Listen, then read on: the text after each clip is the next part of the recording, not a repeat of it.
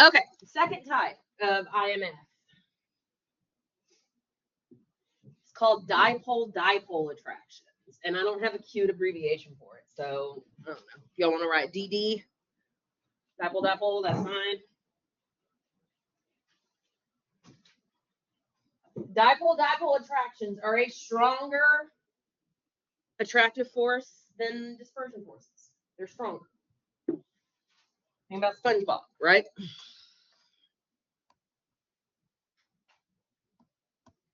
Okay, here's our dipole-dipole attractions. All right, they're stronger than dispersion forces. They're not as strong as this last one that we're going to talk about.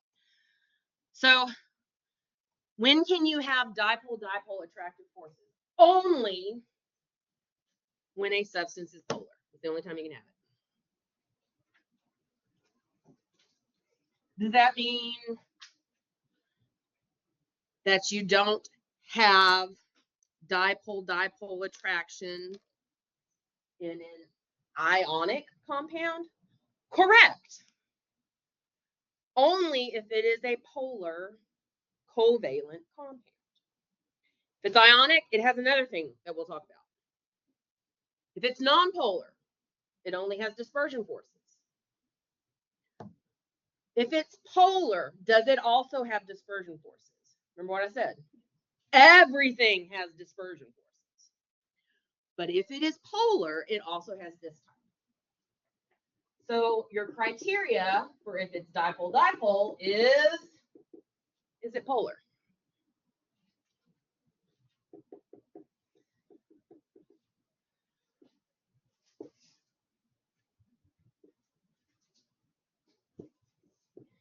And they are pretty strong. Okay, for these polar compounds, they're pretty strong attractions because that dipole is permanent, right? It's not a temporary shifting around of the jelly of an atom. It's like there. Permanent dipole. So again, you've got partial positive sides attracted to what? Partial negative sides. There's that electrostatic, right? That's how it's attracted. Okay. So would you expect a compound that is nonpolar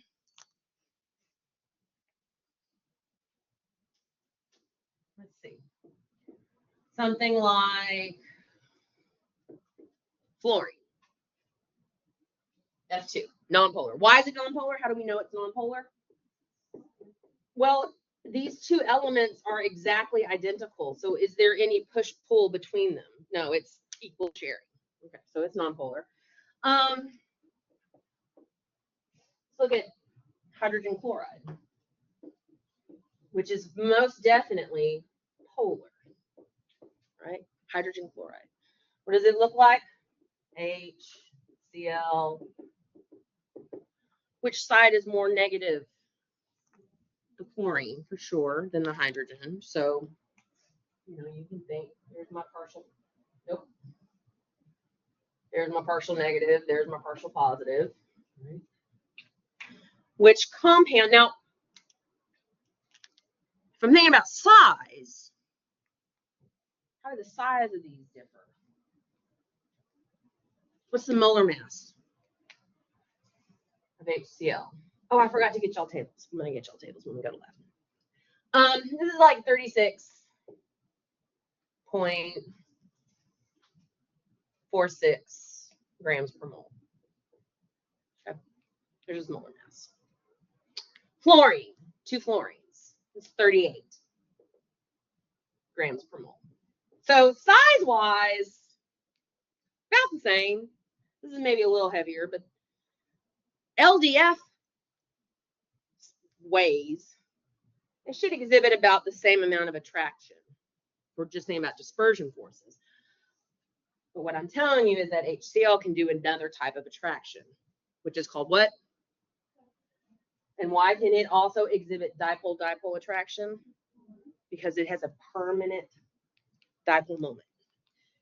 Therefore, you guys tell me which will have the higher, let's just say boiling point. HCl, why? Overall, stronger IMFs. Let's see if y'all are right. I think you are right. What is the boiling point of HCl? Okay, 188 Kelvin or negative 85 degrees C, which is still really, really, really low temperature to a human, right? Fluorine, 85 Kelvin or negative 188 degrees C. What does that mean about at room temperature? Right here in our room right now, room temperature is about 25 degrees C. Right now, both of these would be what phase? What physical phase, solid, liquid, gas, would these two compounds, two substances be in here in room temperature? Definitely not solid. Boiling point literally means the point at which what? It goes from liquid to gas. So any temperature above negative 85 degrees C, HCl is a gas, right? Any temperature above negative 188, fluorine is a gas, right? Okay. But when they are liquids, this exhibits dipole-dipole and dispersion forces. And this only has dispersion forces. More attraction, more glue holding it together, or Velcro holding them together. And it takes more energy to separate them. Why are we separating? When we increase in temperature, what is happening? Why are they separating? They're literally moving faster. They have to separate to move faster. Okay. All right. And then our last IMF, which is the big daddy of them all, is this thing called hydrogen bonding. And even though it's known as hydrogen bonding, it is not a bond like a covalent bond is a bond or an ionic bond is a bond. It's not a bond like that. It's still an electrostatic attraction. What does that mean? Something partially positive is attracted to something else partially negative. Hydrogen bonding can only happen in very special circumstances. So we just call it H bond and H bonding. Okay. It's a very strong attractive force. Only possible when you have a hydrogen bonded to N, O, or F. What is special about N, O, and F? The most electronegative. Their ability to do, and what is electronegativity again? It's that their ability to just pull those shared electrons so close to themselves creates really extreme dipole moments. Really extreme dipole moments.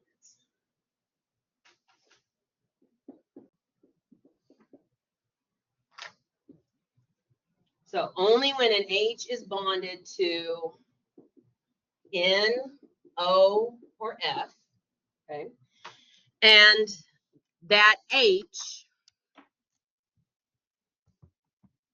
is partially what? That's your partial positive atom. The N's, O's, and F's are all partial negative, and they're just like super, super, super partial negative.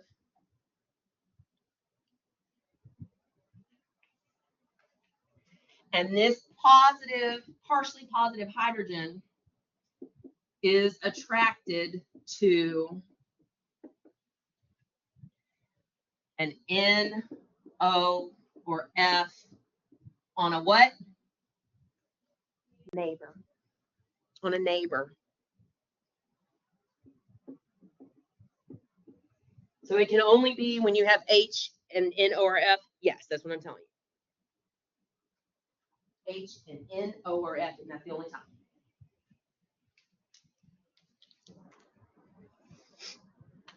HCl. Can HCl hydrogen bond? No. Because chlorine is not N, O, or F. It's polar. It can make dipole-dipole attractions, but it cannot do this thing called hydrogen bond.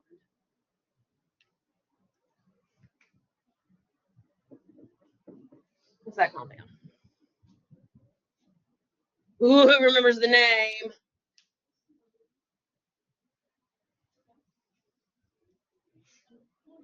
Ammonia. Robert, ammonia. Ammonia, NH3. Is ammonia polar or non-polar? You should definitely know, you know, some of these I said like some basic ones, like the CO2, the H2O, and this one.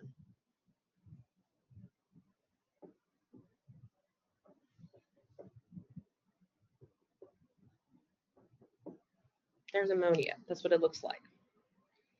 You remember what we call that shape? Mm-hmm. So I say trigonal pyramidal, but if you just say pyramid, that's fine. Oh, I had one built. That'd be good. Okay. It's like a little pyramid, right? Guys, is this a symmetrical molecule?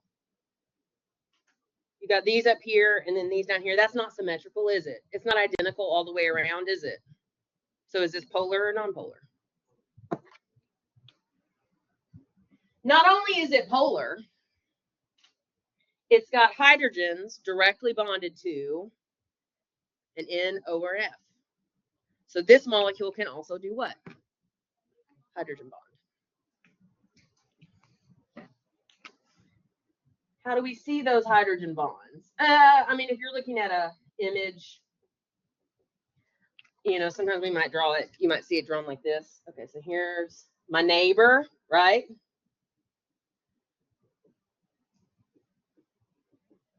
There's my neighbor molecule. Where is the hydrogen bond attraction? Where is that attraction felt between?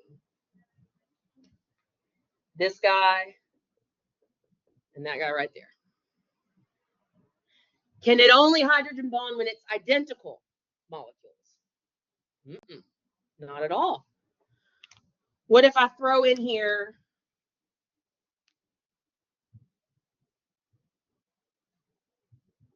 a water? An H2O. H2O is polar, right? Didn't we talk about that earlier? It's an oxygen directly bonded to a hydrogen. Guess where there's also a hydrogen bond? Right there. Okay. In fact, water forms like this entire like web of hydrogen bonding.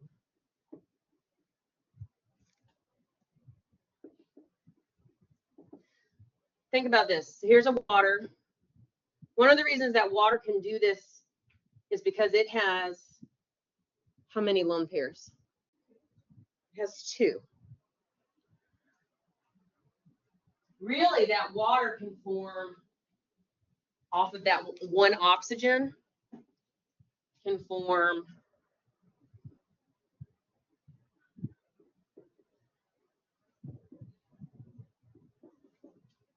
a hydrogen bond here. It can form another one here. It can form another one with that H to, we'll stick with water, but to something else. That H to something else. See how it can just like build out? Okay. What does that mean about water in particular?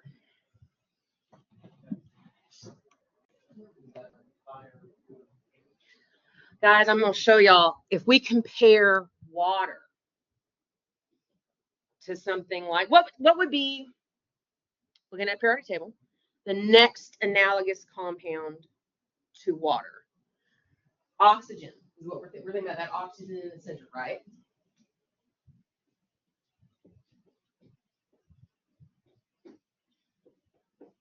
Oxygen is in group 6A. It's what is known as a chalcogen, right? It's got 6 valence electrons. What's the next element underneath oxygen? Sulfur. Sulfur also has 6 valence electrons, right? This is a compound, H2S, H2O. Y'all know this. What's the boiling point of water? In Celsius.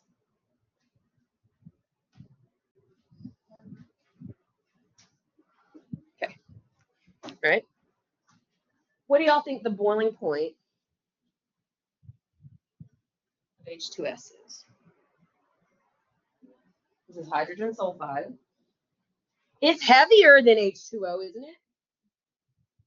Isn't it? So would its London dispersion forces be stronger than those for H2O? Yeah. Is H2S polar? Let's think. If we know this is what water looks like, right? Guess what H2S looks like? Looks the same.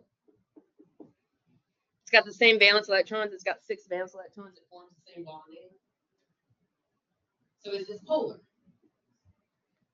H2S is polar. So it can do what? Dipole. But hydrogen and oxygen and water can do hydrogen bonding. Let's see. Oh, there they are. Hi. Are you leaving? Y'all are leaving? Okay.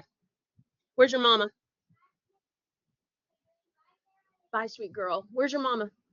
Okay. Bye, Mary. Thank you.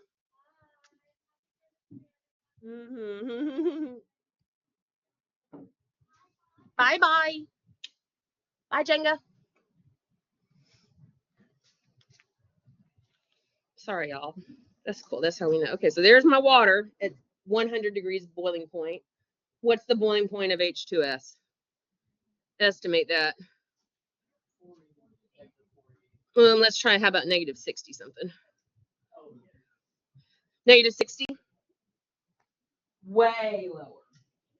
But then look, if I compare H2S to what's the next group 6 element that would form right underneath sulfur. We have selenium, H2Se. Its boiling point goes up, doesn't it? Why? Heavier. Selenium is heavier than sulfur, right? So even though both H2S and H2Se can dipole and dispersion force attractions, we see that it being heavier makes a difference.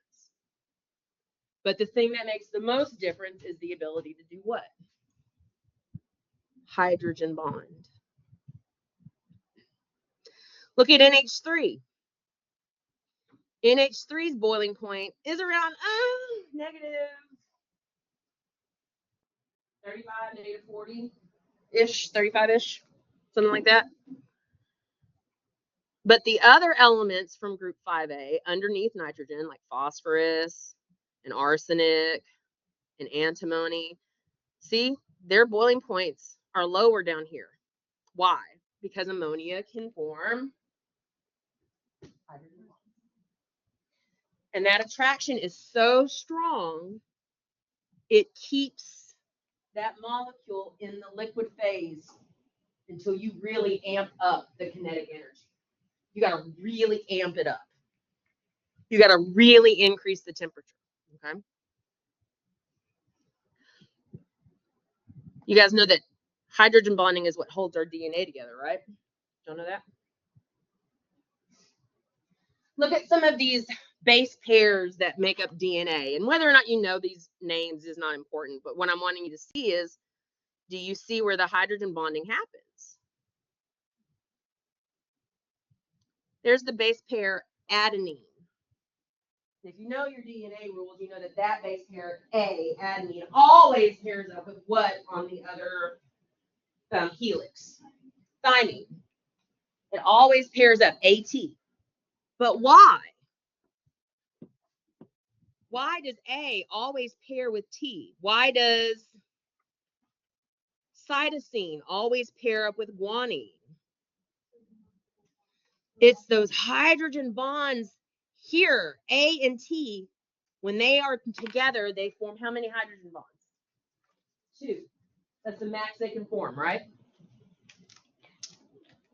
What about cytosine and guanine? How many hydrogen bonds can they form? How many hydrogen what? That's how I know it's time to stop, y'all. 3 spots. That's why they pair that way. Maximize that hydrogen bonding. All right. I think that's all I wanted to talk about, the different types of IMFs. Next chapter, I told you there was one that is unique for ionic compounds. We'll talk about that next chapter, not right now.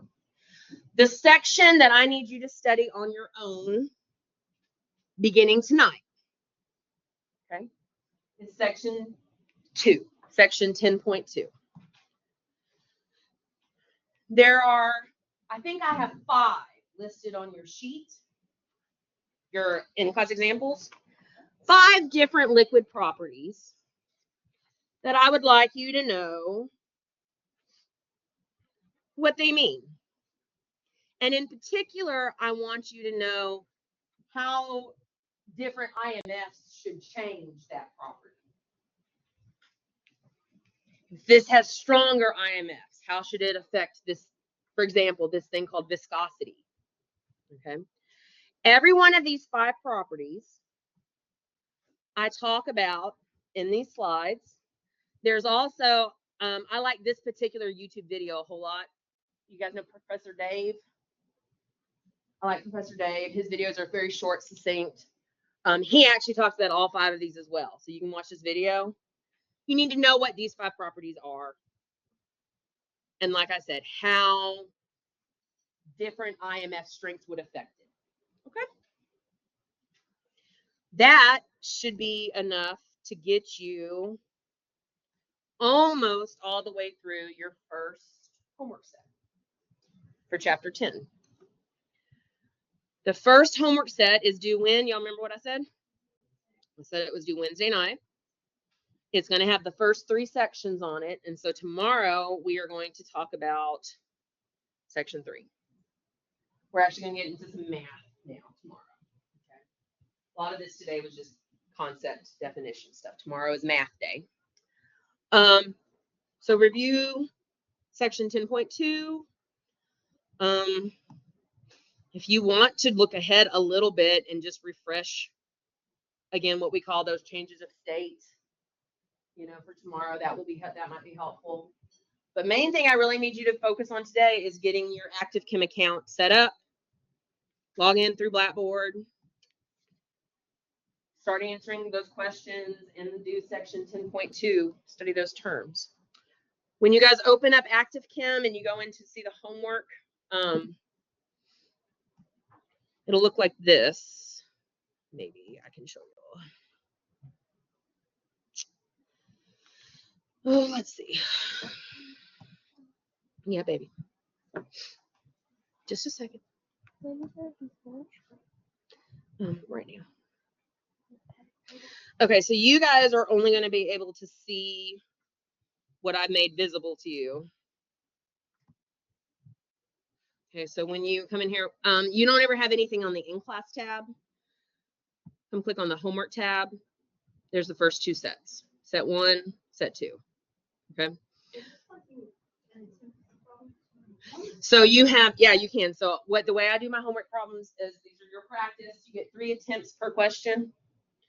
You get feedback after you submit each answer. I don't even take off a percentage for if you use all 3 attempts. Okay. I mean, it's there for you to practice with, right?